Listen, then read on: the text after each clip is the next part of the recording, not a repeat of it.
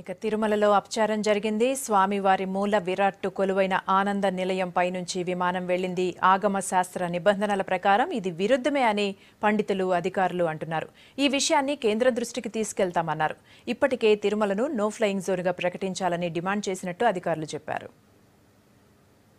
పైన విమానాలు సంచరించకూడదని, rope way వంటి ప్రయాణ సాధనాలు కూడా అమర్చకూడదని, విమానానికి ఎత్తు కన్నా మరింత ఎత్తుగా చుట్టూ ప్రాకారంలో ఎటువంటి కట్టడాలు కట్టకూడదనేది కూడా ఆగమ సాంప్రదాయం. సాంప్రదాయాలను విస్మరించి ఇటువంటి విమానాలు దేవాలయానికి నేరుగా మీద ప్రయాణం చేయడం వల్ల అపచారం జరగడం జరుగుతుంది. దేవస్థానం యాజమాన్యం వారు విమానయాన సంస్థలకు, ప్రభుత్వానికి తెలియపరిచి ఈ నిబంధనలను అతిక్రమించకుండా చూసుకోవాల్సిందని. వెళ్ళవలసినటువంటి విమానము ఎయిర్పోర్ట్ నుంచి బయటకు వచ్చేటప్పుడు వాతావరణం అనుకూలించకపోవడం వల్ల కుడిపక్క నుంచి వెళ్ళమన్నారు. వెళ్ళేటప్పుడు కూడా కుడిపక్క వాళ్ళకి తారసపడే ఆలయాన్ని అవాయిడ్ చేస్తూ వెళ్ళమని పైలట్కు సూచించారు.